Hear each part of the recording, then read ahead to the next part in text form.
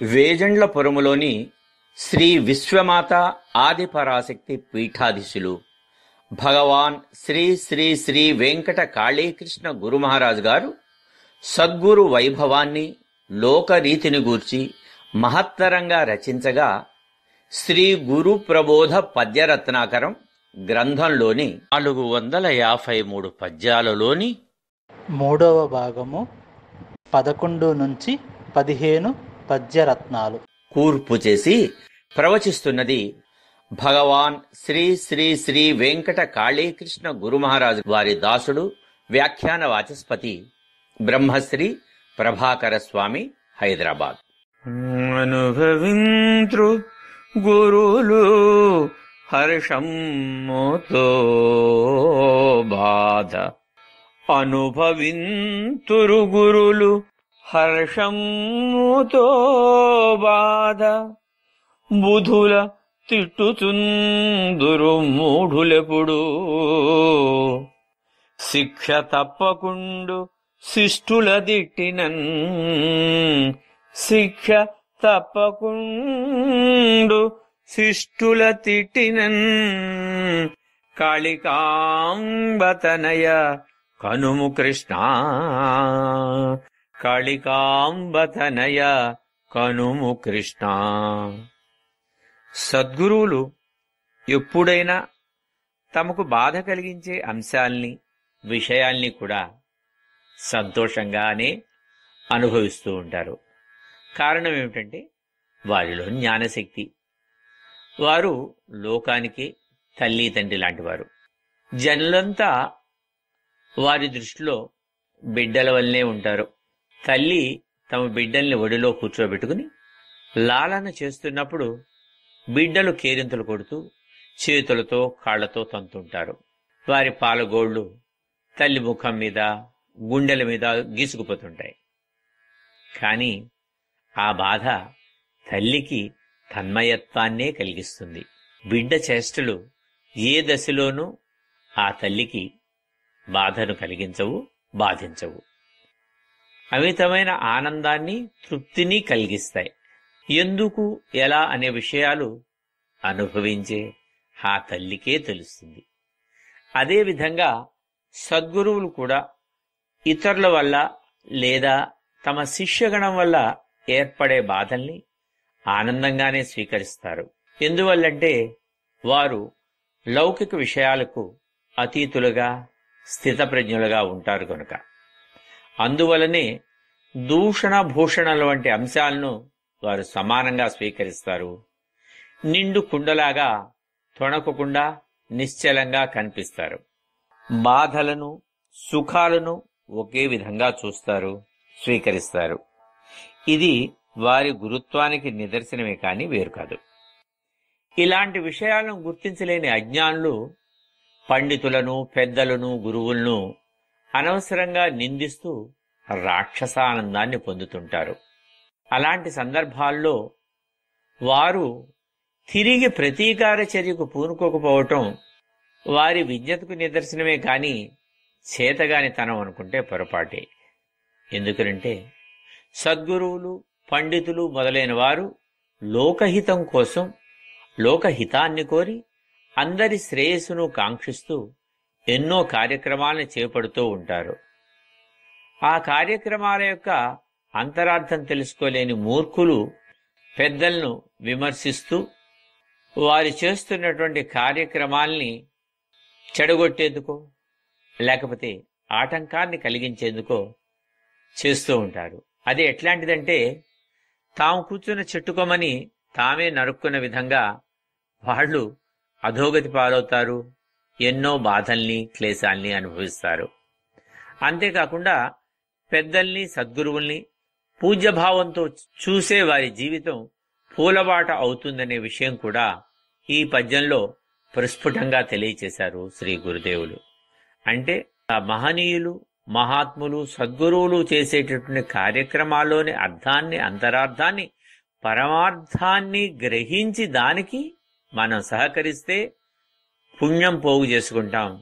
కాదు అని దానికి అడ్డు తగిలితేనో, ఆటంకపరిస్తేనో దుఃఖాల పాలవుతాము అనే అంతరార్థాన్ని గురుదేవులైన భగవాన్ శ్రీ శ్రీ శ్రీ వెంకట కాళీకృష్ణుల వారు పై పద్యంలో తెలియచేశారు.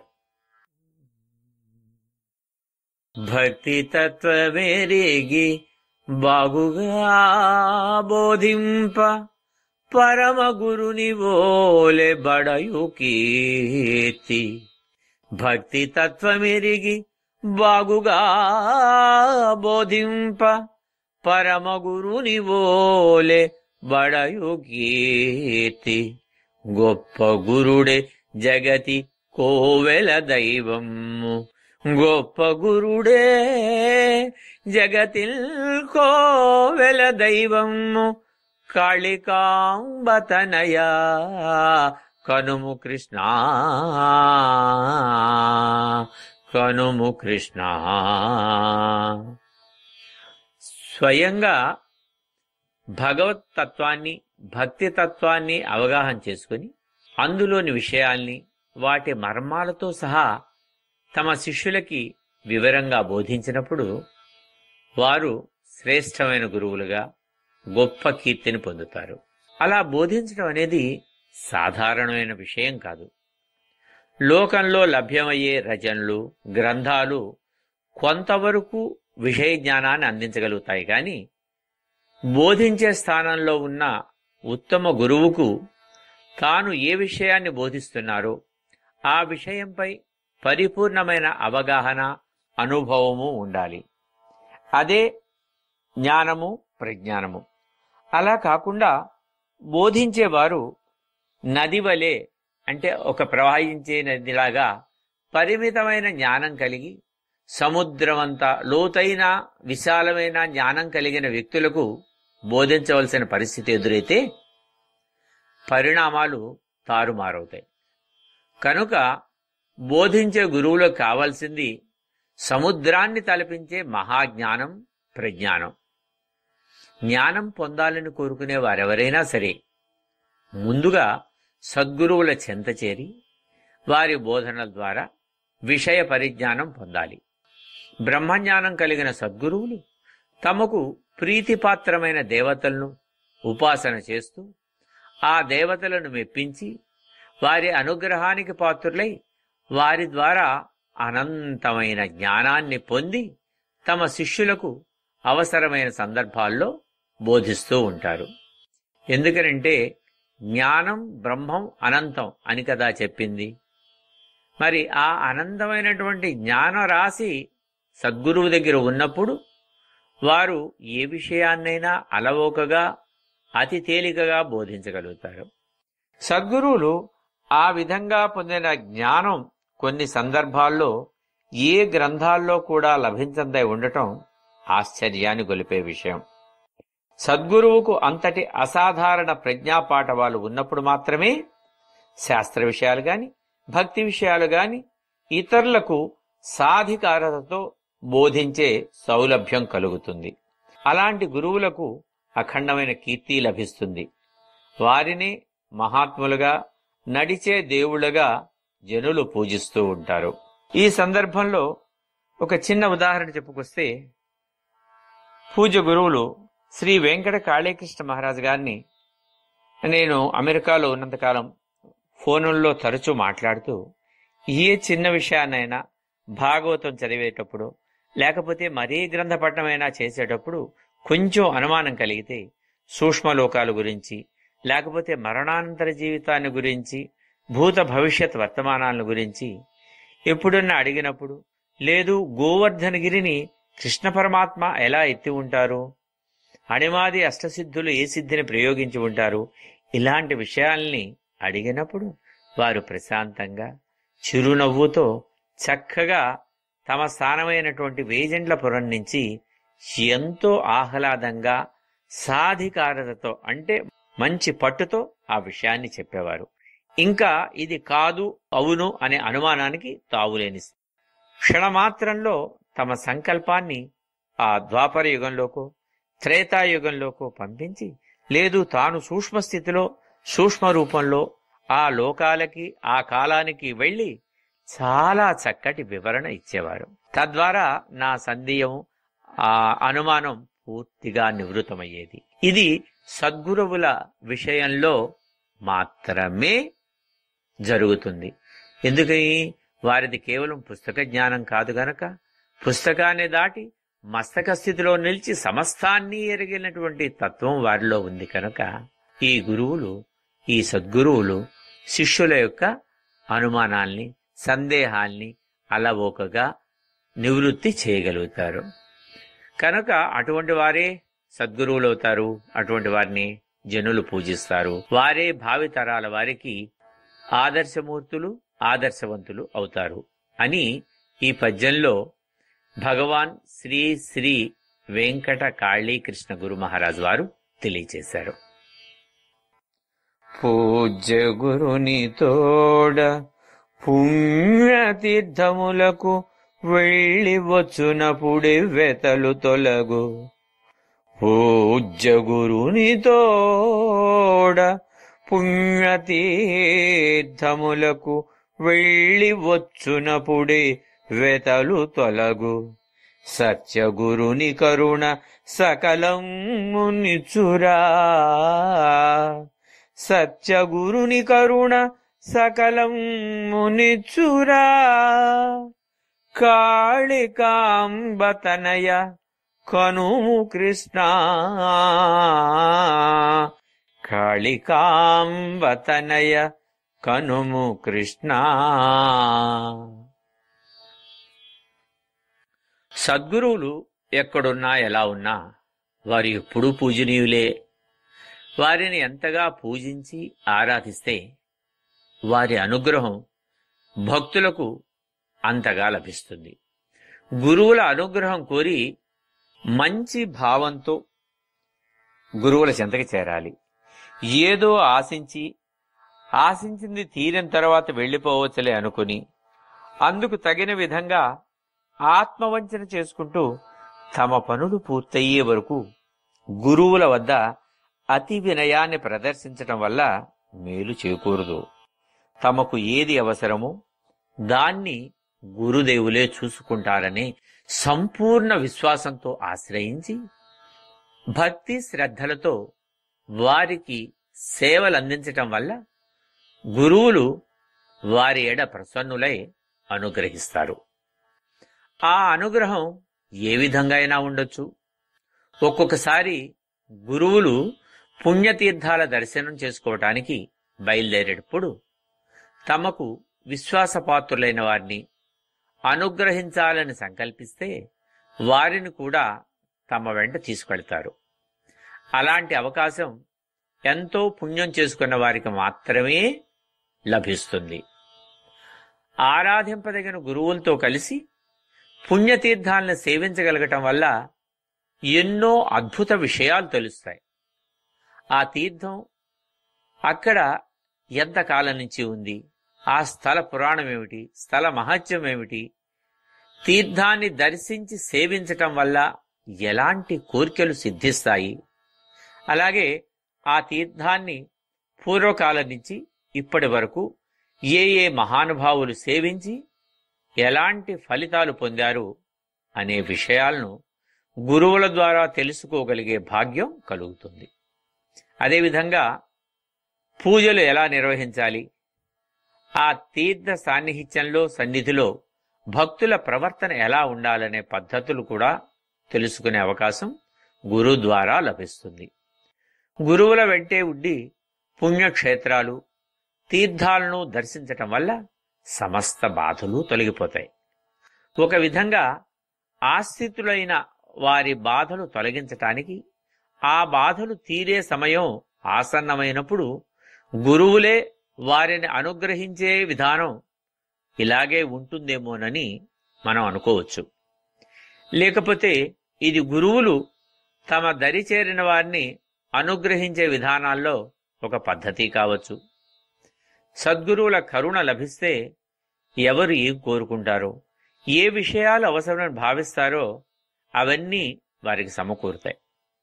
కనుక వారు సద్గురువులను పూర్తి విశ్వాసంతో మనస్ఫూర్తిగా సేవించటం వల్ల అధికమైన శుభాలు లభిస్తాయని శ్రీ గురుదేవులు వెంకట కాళీకృష్ణ మహారాజ్ ఈ పద్యం ద్వారా తెలియచేస్తున్నారు.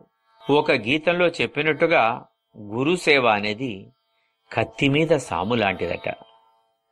గురువు మనస్సు నెరిగి వారి యొక్క స్థితిని, వారి యొక్క అవసరాన్ని ముందుగానే గ్రహించి తనకున్న శక్తియుక్తులన్నిటినీ కేంద్రీకరించి గురు శుశ్రూష చేసి వారిని మెప్పించగలగటం అంత తేలికైన విషయం కాదు. మరి అదే విషయాన్ని గురుదేవులైన భగవాన్ శ్రీ శ్రీ శ్రీ వెంకట కాళీకృష్ణుల వారు పై పద్యంలో తెలియచేశారు.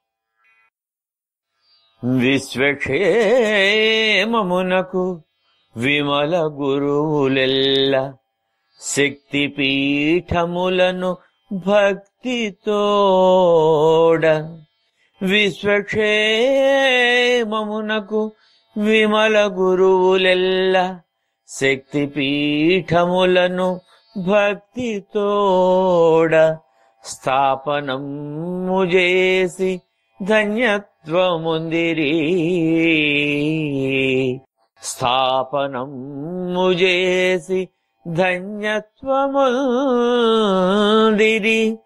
కాళికాంబతనయా కనుము కృష్ణా. స్వచ్ఛమైన నిర్మలమైన మనసు కలిగిన సద్గురువులు జగత్ కళ్యాణం కోసమే ఆలోచిస్తారు. లోకహితాన్ని దృష్టిలో ఉంచుకుని జనులందరూ ఎప్పటికీ భక్తిభావాన్ని వేడకుండా తమంతట తామే తమకు ఇష్టమైన దేవతలను పూజించి ఆరాధించి అనుగ్రహాన్ని పొందటానికి అనువుగా కొన్ని కార్యక్రమాలను తలపెడుతూ ఉంటారు. అలాంటి లోక కళ్యాణ కార్యక్రమాల్లో శక్తిపీఠాల స్థాపన ఒకటి. శక్తిపీఠాల స్థాపన యాదాలాపంగా జరిగేది కాదు. ప్రపంచంలోనే అత్యుత్తమమైనది మన హిందూ ధర్మశాస్త్రం. మానవులు తమ అస్తిత్వాన్ని, భూమిపై వారి మనుగడను కోల్పోకుండా ఉండాలంటే అందరికీ అనుసరణీయమైన, ధర్మబద్ధమైన మరియు పవిత్రమైన శాస్త్రాన్ని అనుసరించాలి. ఏదైనా పవిత్ర భావం సత్ఫలితం ఇస్తేనే మానవులు భక్తితో అనుసరిస్తారు. ఆ విధంగా హిందూ ధర్మాలు సాంప్రదాయపరంగా తరతరాలుగా అందరి మనసుల్లో నిలిచిపోయాయి. అట్టి శుభ సంకల్పాలతో సద్గురువులు శక్తిపీఠాలను స్థాపన చేసి ఉంటారని మనం తెలుసుకోవాలి. ఇలాంటివి దేశంలో అన్ని మూలలా వ్యాపించి ఉన్నాయి. కొన్ని శక్తిపీఠాలు కొండల్లో, కోనల్లో, మరికొన్నిటిని మహారణ్యాల మధ్యన స్థాపన చేశారు. అందువల్ల ఒక ప్రాంతంలో నివసించేవారు వేరువేరు ప్రాంతాల్లో కొలువై ఉన్న శక్తి పీఠాలను దర్శించుకోవటం వల్ల వారిలో భక్తిభావం వెల్లివిరియటమే కాకుండా ఆయా ప్రాంతాలలోని ఆచార సాంప్రదాయాలు, అక్కడి వారు పాటించే పూజా విధానాలు మొదలైన విషయాలు తెలుసుకోగలుగుతారు. వారి జ్ఞానం, విజ్ఞానం అభివృద్ధి చెందుతుంది. అలా ఏదో ఒక శక్తిపీఠాన్ని దర్శించాలనే ఆలోచన వారి మనసుల్లో ఏర్పడటం వల్ల నిరంతరం వారి ధ్యాసంతా ఆ క్షేత్రంలోని ఆ శక్తి, ఆ దేవత లేదు ఆ దేవుడిపైనే నిలిచి ఉంటుంది. వారు ఏ పని చేస్తున్నా తాము వెళ్లాలని భావించిన క్షేత్రం, అందలి దైవం గుర్తుకొస్తూ ఉంటుంది. దానివల్ల వారికి తెలియకుండానే మనసు భక్తిభావంతో నిండి ఉంటుంది. మానవుల్లో భక్తిని గురించిన ఇలాంటి తపన పెంపొందించి వారు శుభ ఫలితాలను పొందాలని ఆశించే జగద్గురువులైన వాళ్ళు శక్తిపీఠాలను స్థాపించారు. అలా స్థాపన చేసి ఆ శక్తిపీఠాల గురించి ప్రపంచమంతా తెలియడం కోసం వారి జీవిత కాలంలో కొన్ని ప్రాంతాలు తిరుగుతూ ఆయా క్షేత్రాల్లోని దేవతల గురించి, శక్తిని గురించి, వారి మహత్యాల్ని ప్రచారం చేసి ధన్యులయ్యారు. సద్గురువుల సంకల్పం జగత్తుకు శ్రేయస్సును చేకూర్చటమేనని మనం గ్రహించాలి. కనుక అలాంటి భావాన్ని పై పద్యంలో భగవాన్ శ్రీ శ్రీ వెంకట కాళీకృష్ణ గురు మహారాజు వారు మనకి చక్కగా తెలియచేశారు. గురులు చేయు పనుల గొప్ప మర్మములుండ నింద వేయుచుందురు నీచ జనులు. గురులు చేయు పనుల గొప్ప మర్మములుండ నింద వేయుచుందురు నీచ జనులు. గొప్ప గురుల మహిమ గుర్తింపలేమురా, గొప్ప గురుల మహిమ గుర్తింపలేమురా. కాళికాంబతనయ కనుము కృష్ణ.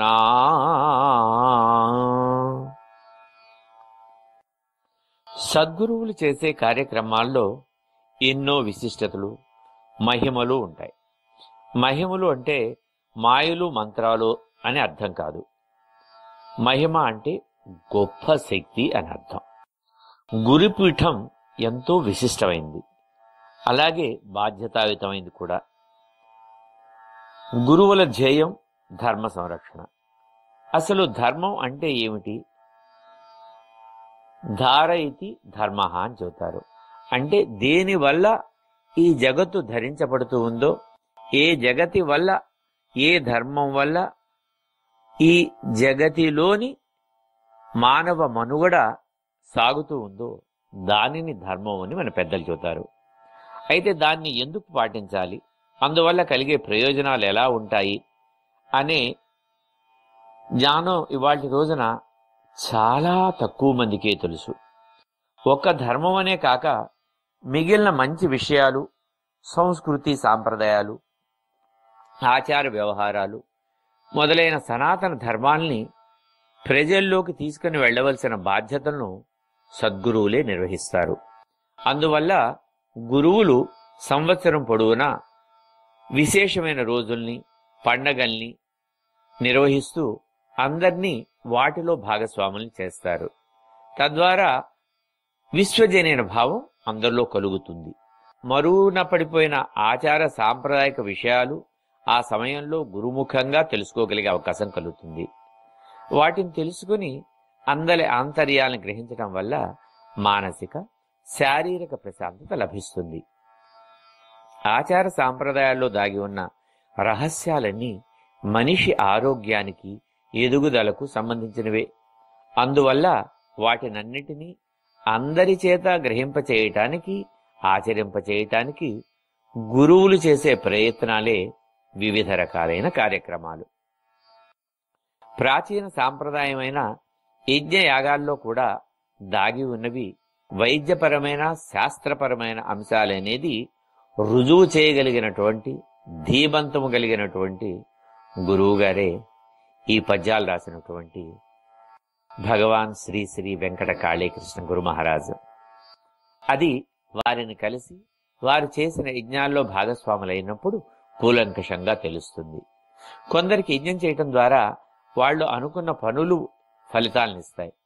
యజ్ఞం పూర్తవగానే తమలోని రుగ్మతలు నయమైనట్టుగా భావిస్తారు. మరికొందరికి గురువు గారి ఆశీర్వచనం తీసుకోగానే తెలియని ప్రశాంతత లభించినట్లు తెలియజేస్తారు. ఇలాంటివన్నీ విశ్వసనీయమైనవే. ఆరాధించే గురువుల మీద విశ్వాసం కలగటం వల్ల ఇలాంటి ఫలితాలు అతి త్వరగా కలుగుతాయి. వాటిని గురువుగారి మహత్యమనో, మహిమనో వాడుకలో చెప్పుకుంటూ ఉంటాం. కొన్ని సందర్భాల్లో సద్గురువులు తమ శక్తి సామర్థ్యాలతో, ఉపాసనా పటిమతో ఆర్తులైన వారికి దీర్ఘకాలికంగా ఉన్న బాధల్ని, అనారోగ్యాల్ని, వారి పాపకర్మల ఫలితంగా వచ్చినటువంటి ఇతర దోషాల్ని తొలగించటం కూడా జరుగుతుంది. సూక్ష్మంగా చెప్పుకుంటే సద్గురువులు లోక కళ్యాణం కోసం అవసరమని భావిస్తే చేయలేనిది ఏమీ ఉండదు. ఎందుకంటే వారు సర్వసమర్థులు. ఇది గురువులను ఆశ్రయించిన వారికే అనుభవంలోకి వస్తుంది. అయితే సమాజంలో మంచి వాళ్లను, పూజ్యులను చెడ్డవాళ్లు ఎప్పుడూ తిరస్కరిస్తూ విమర్శిస్తూనే ఉంటారు. అది వారి నైజం. ఇది అనాది కాలం నుంచి వస్తున్నటువంటి విషయమే. కృష్ణ పరమాత్మని విమర్శించి దూషించినటువంటి కంస, శిశుపాల జరాసంధాదులు మనకు గుర్తున్నారు. పన్నీటి కొలను అందుబాటులో ఉన్న కొన్ని జంతువులు వెతికి వెతికి బురదగుంటల్లోనే పొర్లుతాయి. అలాగే సద్గురువులు చేసే పనుల్లోని ఆంతర్యాన్ని, మాహాత్యాన్ని గుర్తించలేని దుష్టమతులు వారిని నిందిస్తుంటారు. వారి చేష్టల్లోని రహస్యాలను గుర్తించటానికి ఎంతో సమయం పడుతుంది. దానికి మంచి హృదయం కూడా కావాలి. అలా లేనాడు గురువుల మహిమలు తెలుసుకోలేక, గుర్తించలేక వారిని దూషిస్తూ కాలం గడుపుతూ ఉంటాం. ఇలాంటి బుద్ధులను తొలగించుకుంటే వారికి మంచి జరుగుతుంది అనే ప్రబోధం ఈ పద్యంలో గురుదేవులైన భగవాన్ శ్రీ శ్రీ శ్రీ వెంకట కాళీకృష్ణుల వారు పై పద్యంలో తెలియచేశారు.